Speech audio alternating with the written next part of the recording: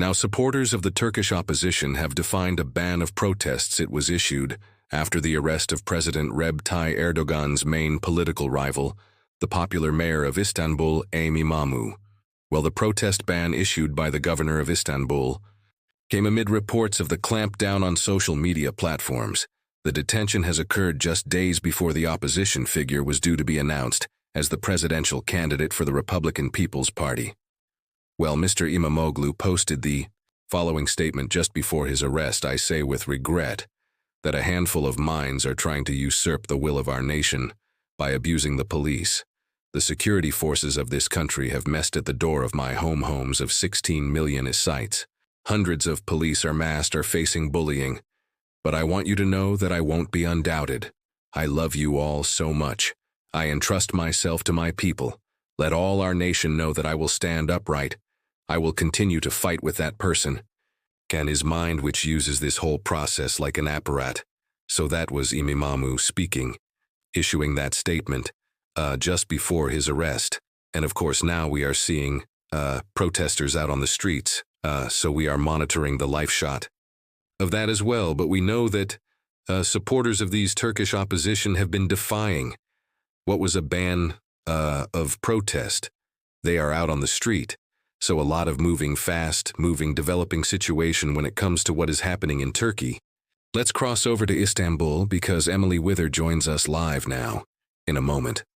We will get the very latest from her, but just a little bit of background to this because Turkish prosecutors have spoken since that statement by Ekrem Imamoglu. They have said that Mr. Imamoglu has been charged with being head of a criminal organization and also of bribery and distortion.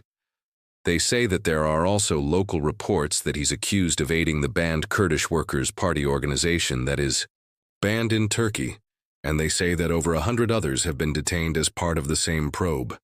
Mr. Imam's party, the CHP, have said that his detention marks a coup attempt against our next president. We know that there is an election coming.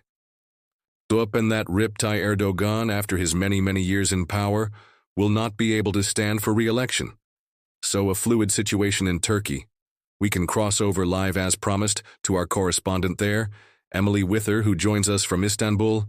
Emily, I think it's important just remind us what is happening on the ground, because despite a ban, people are out on the streets. That's right, we are seeing some small protests now in Istanbul outside the office and a university here.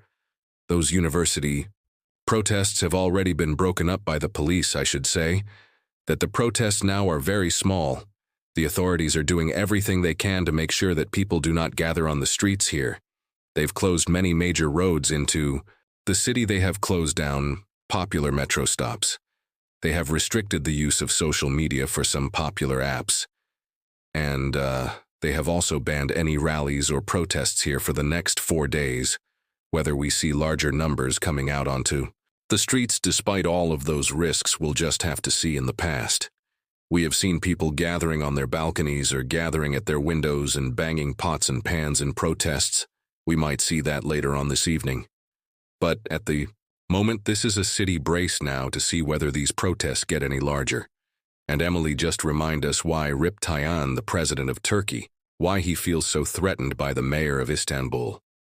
The mayor of Istanbul is incredibly charismatic and he's incredibly popular in many polls. It shows that Eden is pretty much neck and neck with Ekrem Imamoglu. He was due to have a big rally today in support for his presidential candidacy, which is due to be announced in the coming days. The opposition were going to name him as their future presidential candidate.